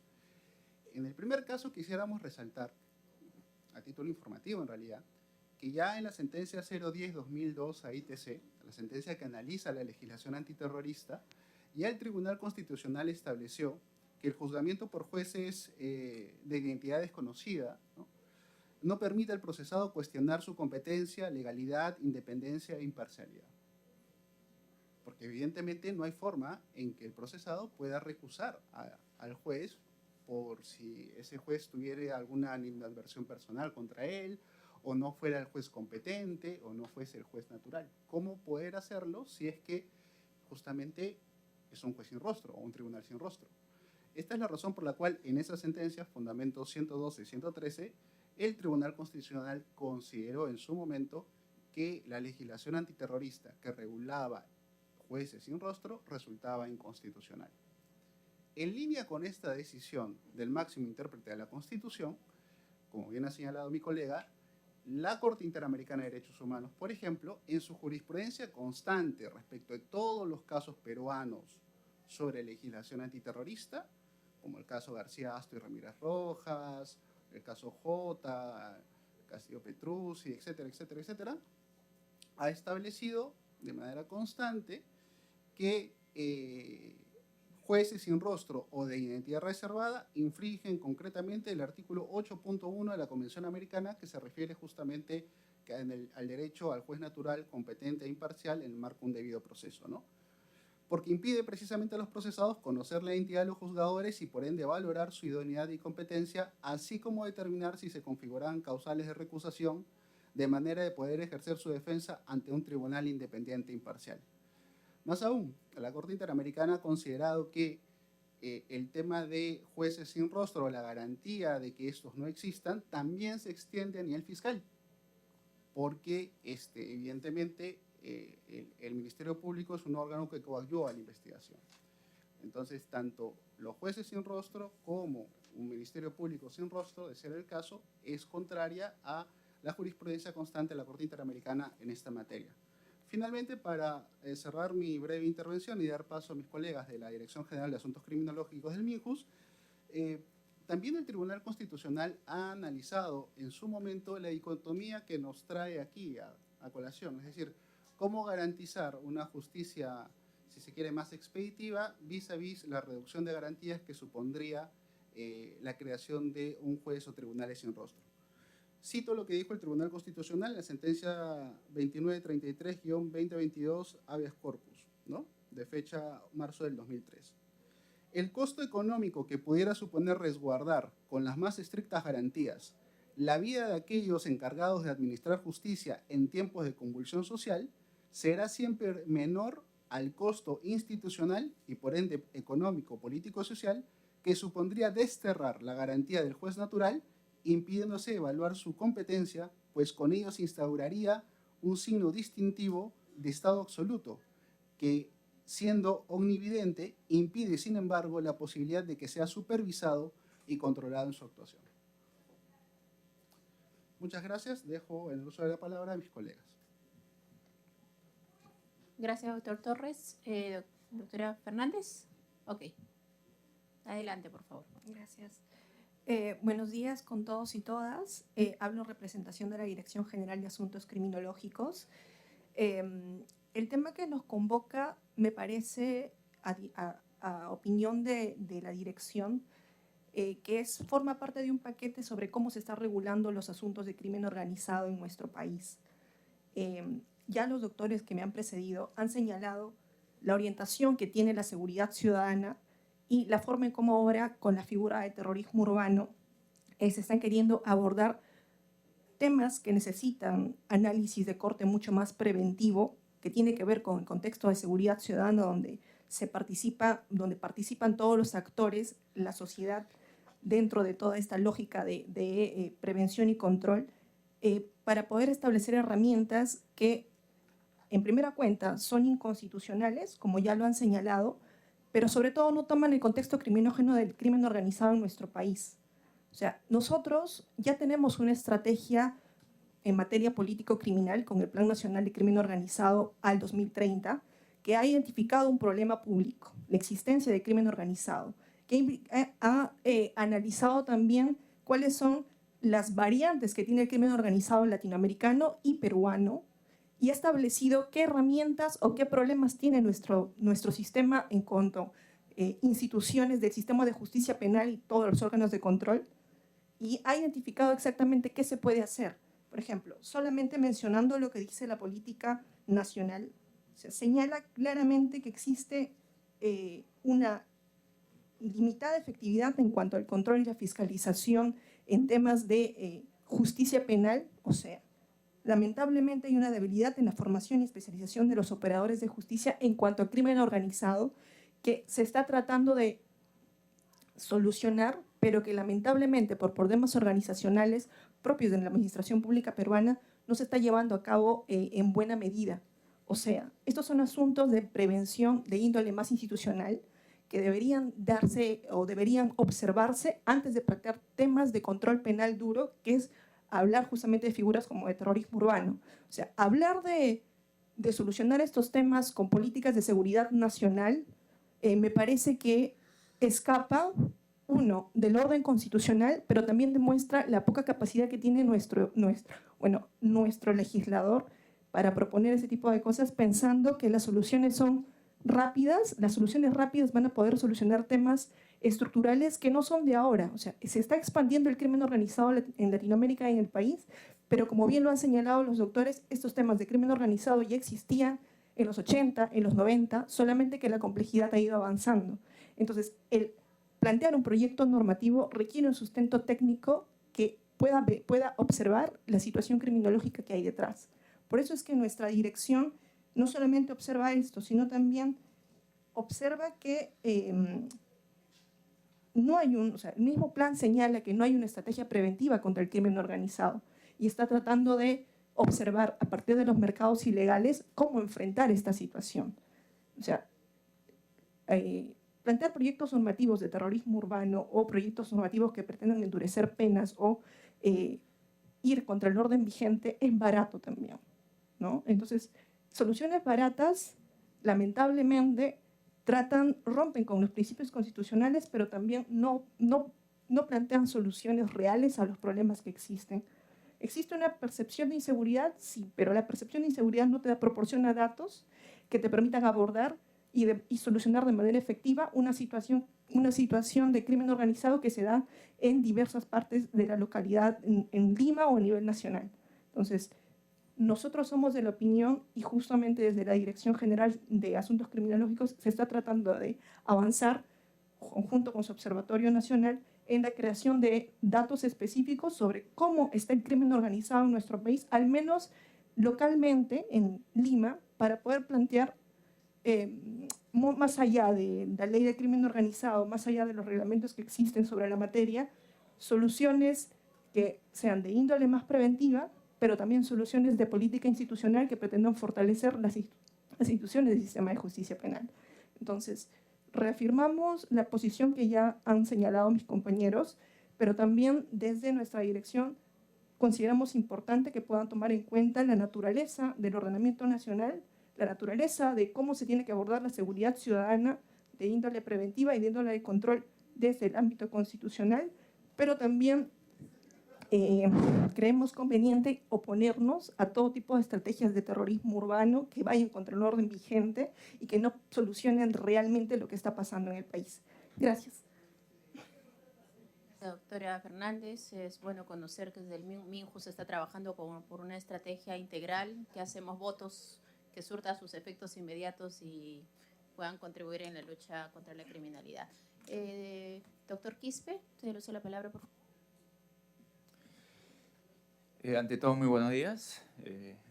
En principio, ya siguiendo la línea que justamente lo que me accedieron mis colegas por parte del Ministerio de Justicia y a la vez también de quienes nos acompañan, quería abocarme un poco a la parte técnica como tal del proyecto de ley, justamente de la revisión que se hacía del proyecto de ley como tal, específicamente en la exposición de motivos, genera una duda en principio, ¿no? No sé si el problema es justamente abordar el tema de crimen organizado, si es un tema de seguridad de los magistrados. Entonces, no se especifica qué tipo de problema público queremos abordar con el proyecto de ley. Si bien hace mención, y sobre todo también se ciñe mucho, es verdad que en nuestra legislación anterior, los jueces sin rostros han operado en situaciones específicas, valgan verdades, en la lucha contra el terrorismo, pero como lo ha señalado mi colega parte de la Dirección de Derechos Humanos, esas normas en principio han sido también declaradas inconstitucionales. Y en la práctica, como le dijeron el doctor Ibaceta y el doctor Lecaros, y en la práctica mismo no han sido, digamos, efectivas, o sea, no han resultado. Entonces, si bien hoy en día los fenómenos criminológicos o las propias conductas criminológicas han mutado, vienen cambiando, porque anteriormente, si bien es cierto, por ejemplo, los robos se cometían a título personal, hoy eso ha ido mutando y ha ido, digamos, formando parte de organizaciones criminales.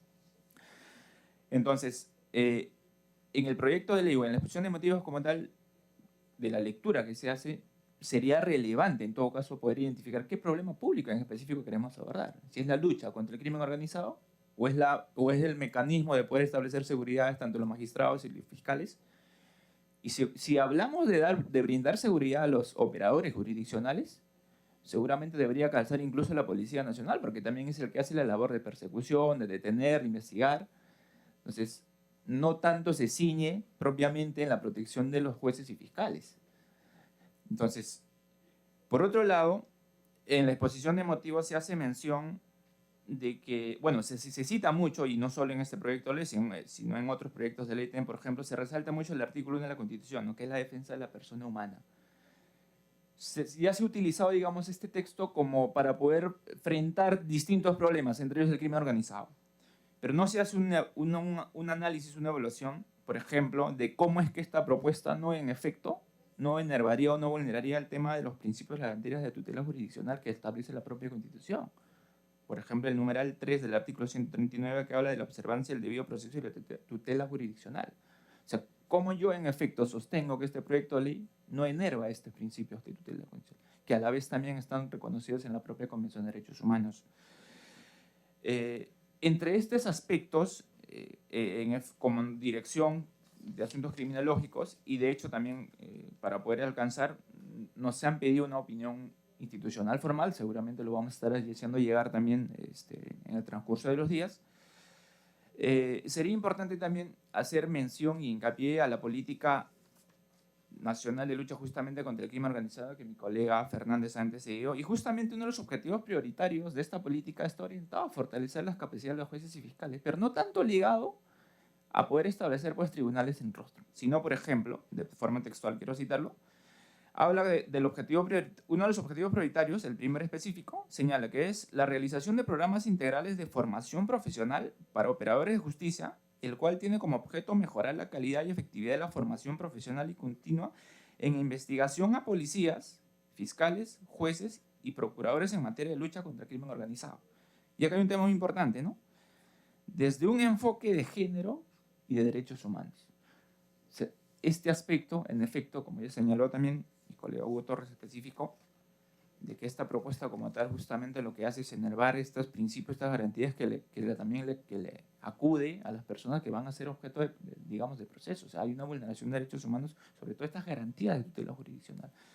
Entonces, bajo estos términos que en breve he podido mencionar, en efecto es que la propuesta, desde la perspectiva de la Dirección General de Asuntos Criminológicos y también de Derechos Humanos, pues resultaría no viable, ¿no?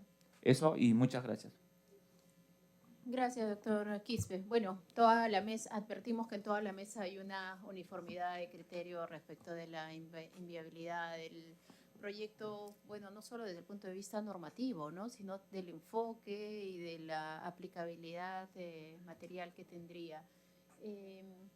Voy a dar pase finalmente a la doctora Córdoba por si tuviera alguna pregunta o algún comentario o reflexión final para ya ir cerrando esta mesa, o si no, sin antes algún otro participante de la mesa quisiera hacer uso de la palabra. A ver, me da el doctor Chinchay previamente, doctora Córdoba, por favor. Sí, doctor Chinchay, Sí, tiene la quería palabra. anotar dos cosas.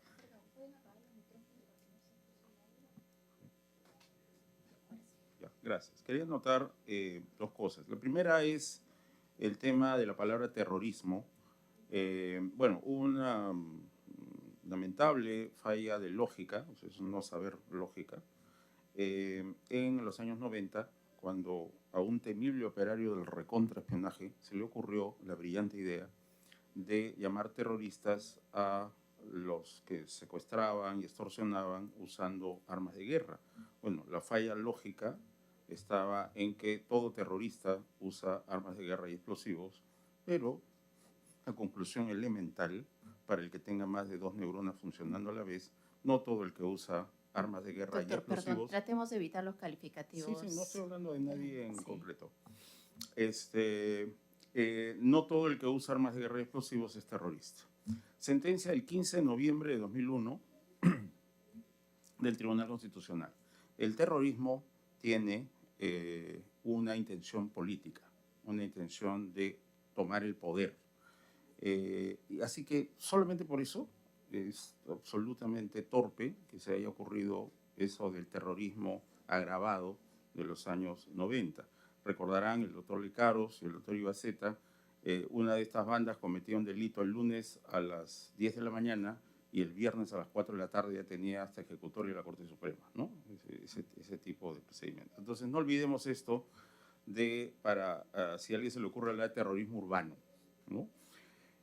O sea, ya hay cosa juzgada constitucional al respecto, ¿ya? Entonces, habiendo sobre jueces sin rostro y sobre terrorismo para delincuencia común, ya cosa juzgada constitucional, bueno, es definitivamente inapropiado siquiera plantear esa posibilidad.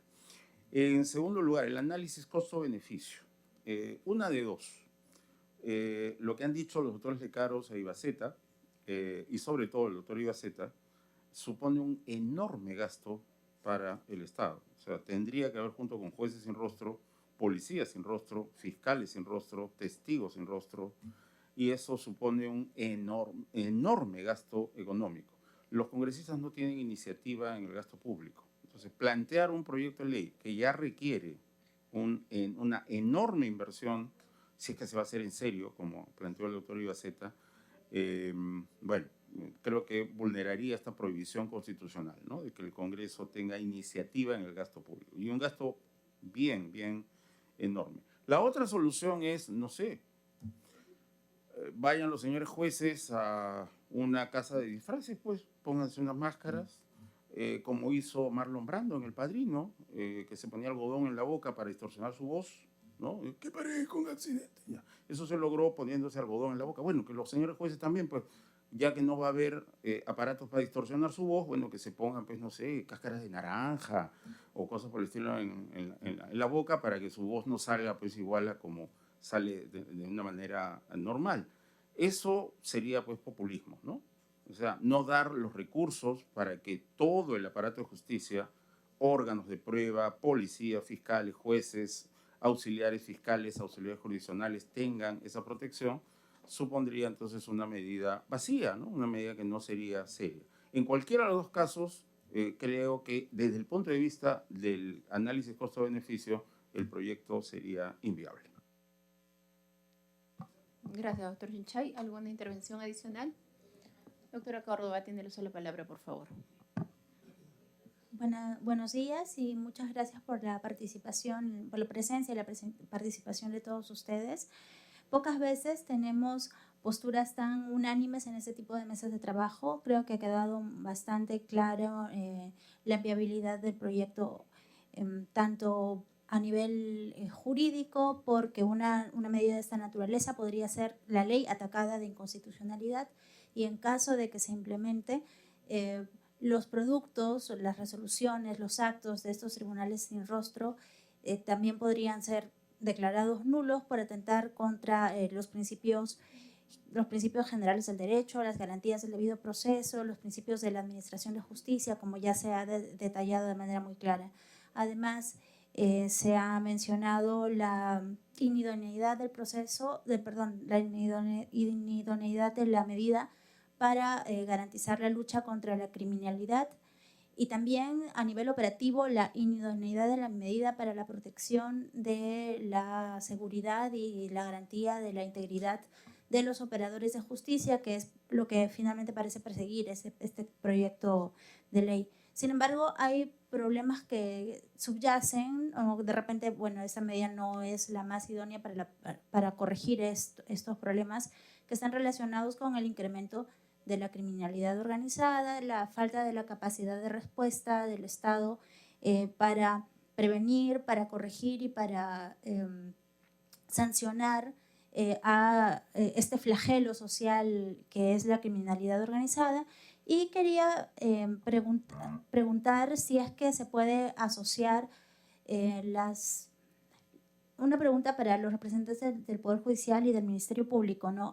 La problemática que afronta la Administración de Justicia se ve seriamente amenazada, es decir, es un problema realmente significativo las amenazas, atentados o intimidación que puedan sufrir por los miembros de las bandas organizadas al momento del ejercicio de sus funciones. ¿Es representativo este problema? Y de ser así, ¿se ha pensado en alguna estrategia, alguna medida que pueda corregir, garantizar la protección de los operadores jurídicos, que incluya también a la Policía Nacional como el primer eslabón en esta lucha contra la criminalidad, pero que no afecte y que pueda compatibilizar las garantías procesales y los fines del proceso y que permita la protección de la seguridad de los operadores jurídicos? A ver, doctora Mercado. Creo que la pregunta que usted hace, puede existir ese tipo de amenazas, pero son casos aislados, no es generalizado. Y en crimen organizado existe. Y cuando sucede eso, inmediatamente se reporta. Nosotros tenemos el reporte al coordinador nacional y a través de la Fiscalía de la Nación lo que se hace es el Ministerio de Interior pone una seguridad para el fiscal para que cumpla todo su trabajo durante todo ese periodo que lo haga. Normalmente yo también he podido tener alguna oportunidad y uno se da cuenta que el caso concluye y que definitivamente no va para más y termina. Entonces son casos aislados. Generalizar, decir que constantemente se está atacando, yo creo que no. Particularmente desde mi punto de vista, que soy fiscal de crimen organizado ya 9 años, y no aislados existe. Y el Ministerio del Interior inmediatamente asume algún respaldo policial. Lo que si hubiera tendría que seguir siendo así, entiendo. Gracias, doctora. Sí, doctor Ruiz. Sí, efectivamente, como dice la doctora, son casos aislados. Hubo un caso en provincia que le amenazaron al juez acerca si no lo dejaban en libertad, ¿no? Con matarlo, efectivamente, ¿no? Ocurrió hace poco, me parece, en ese sentido, pero son casos aislados, no son casos recurrentes. Y además, implementar jueces sin rostro, efectivamente, como ya habíamos mencionado, de parte de la opinión del Poder Judicial, merecería toda una reforma, ¿no? Una reforma también del propio aparato judicial en el sentido de que necesitaríamos mayor presupuesto.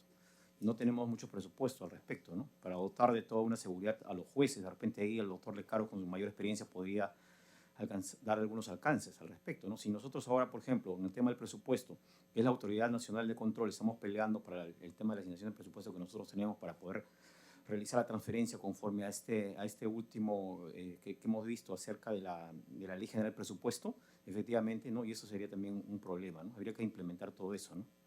Gracias. Perfecto, doctor Ruiz. Por alusión, el doctor Lecaros, déjese la palabra, por favor. En realidad yo no conozco ya la realidad del Poder Judicial en este momento, porque yo hace 3 años que ya salí. Pero sí les puedo narrar la experiencia que he tenido 4 años como miembro del Consejo Ejecutivo y 2 como presidente, ¿no? Efectivamente, algunos jueces daban cuenta de amenazas que sufrían, inmediatamente se oficiaba al Ministerio del Interior y tomaban las medidas. Pero también hay casos de jueces que inventan las amenazas. ¿Inventan las amenazas para qué? Para construir el traslado, ¿no? El juez, por decir, de la Selva Central, quiere venirse a Lima, pues inventa que lo amenazaron, etcétera, etcétera, y siente una denuncia a la policía, que lo han llamado por teléfono, o que le han dejado una nota por debajo de la puerta, e inmediatamente, presentada la denuncia, pide el traslado, ¿no? Entonces, tampoco no caigamos pues, en ese juego de las falsas amenazas.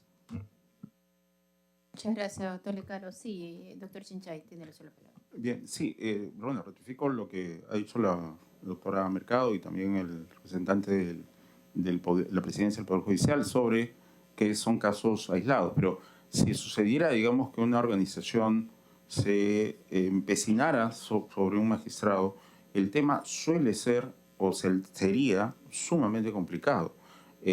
Un magistrado que se respeta, que debe tener esta entereza, esta valentía que tanto el doctor Lecaros como el doctor Ibaceta han señalado, porque si no, bueno, mejor dedícate a ser datero de combi o dedícate a vender ceviche, pues no. No afecta tanto cuanto el delincuente se meta con su familia. Ahí el asunto cambia.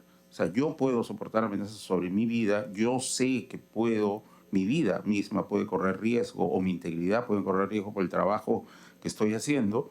Y en ese sentido ha habido fiscales y jueces realmente heroicos que pese a esas condiciones, a esas posibilidades, han arriesgado sus vidas y su integridad por amor a la justicia, a la verdad y a la sociedad peruana.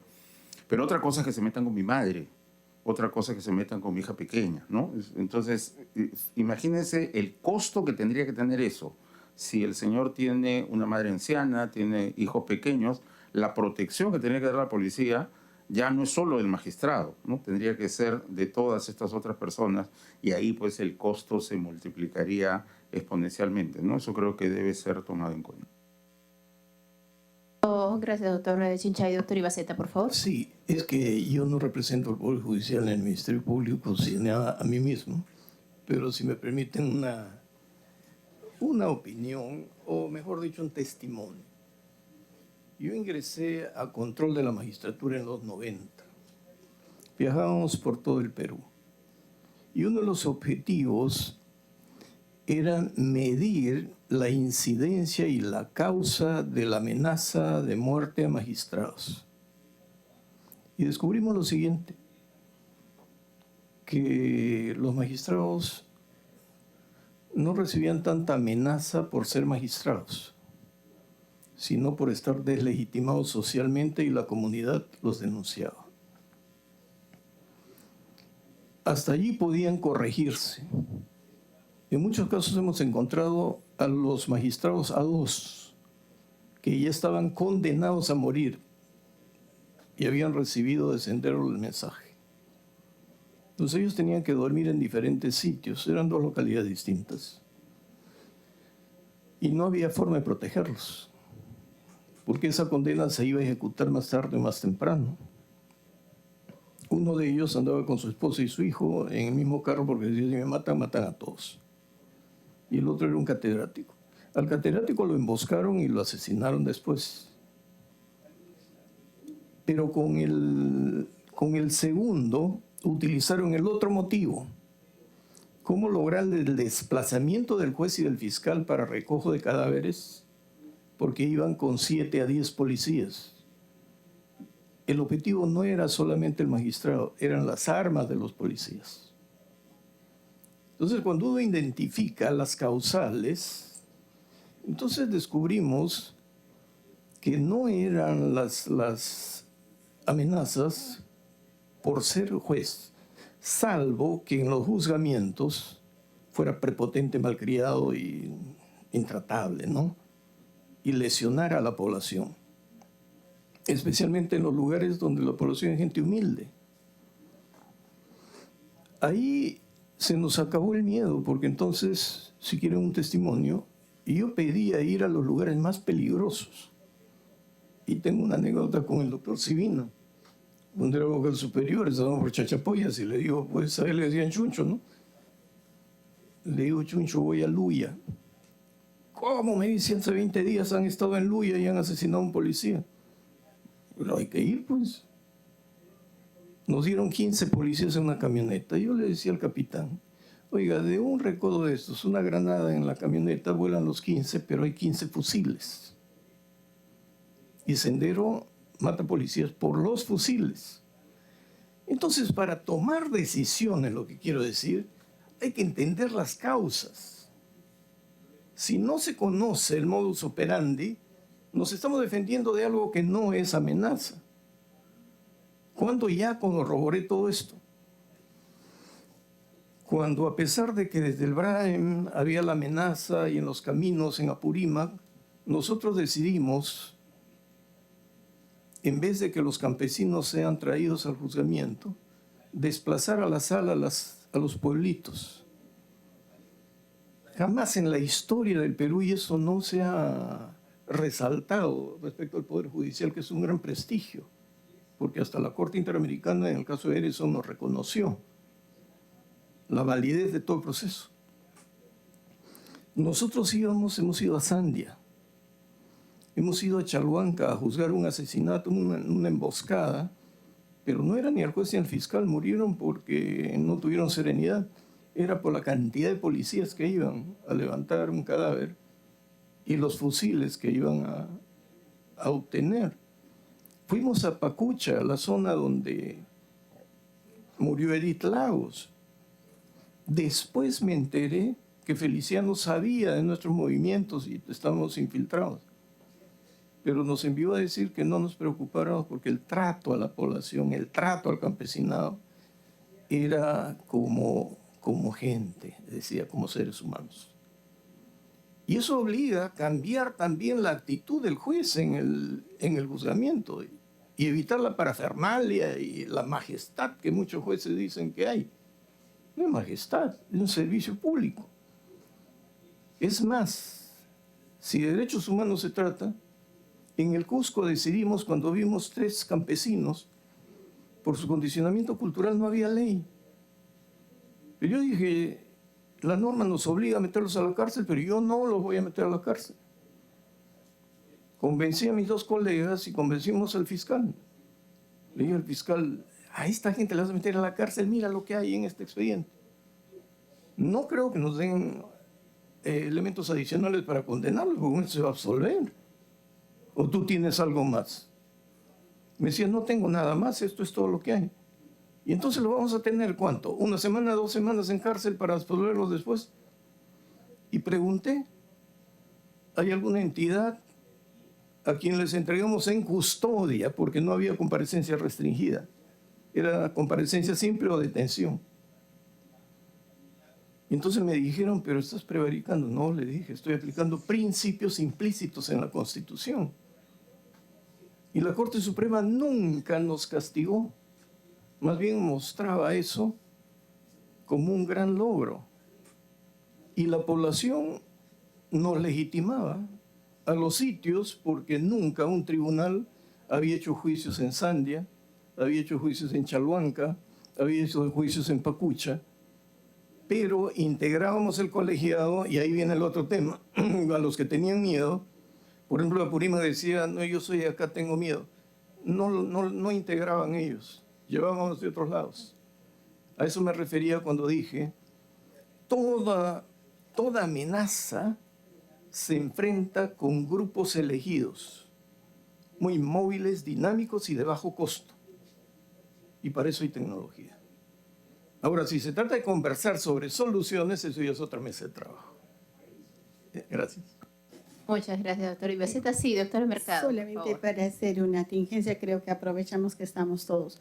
Nosotros como Fiscalía de Crimen Organizado, lo que sí percibimos es que sí debe haber, como les contaba el gran éxito de Operación Victoria, crear más grupos así como GEIN, para que puedan ser ellos los que relativamente hagan ese mismo trabajo que se hizo en Operación Victoria, con nosotros, que somos su binomio. Esa considero que es más solución a lo que estemos tratando de confundir lo que es seguridad ciudadana. Gracias.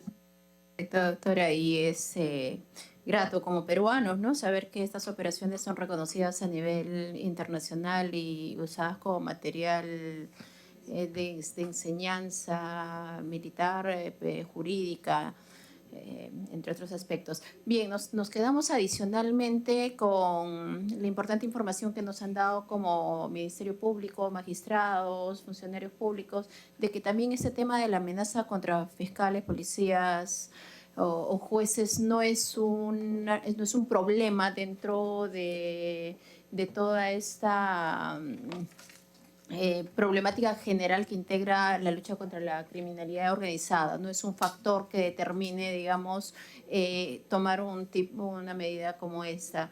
Y muchas gracias también por los muy valiosos ejemplos de la vida práctica que muchas veces superan la más lógica teoría dogmática jurídica que uno pueda analizar cuando hacemos este tipo de estudios desde el punto de vista legislativo, ¿no? Muchas gracias nuevamente a todos. Creo que hay una posición uniforme. Cada una de vuestras opiniones va a ser trasladadas, incorporadas en el dictamen que vaya a elaborar la Comisión de Constitución como primera comisión dictaminadora, porque esto también ha sido derivado a la Comisión de Justicia. Bueno, sin más, siendo justo las 12 en punto del mediodía, damos por levantada la mesa de trabajo. Muy buenas tardes. Hasta luego.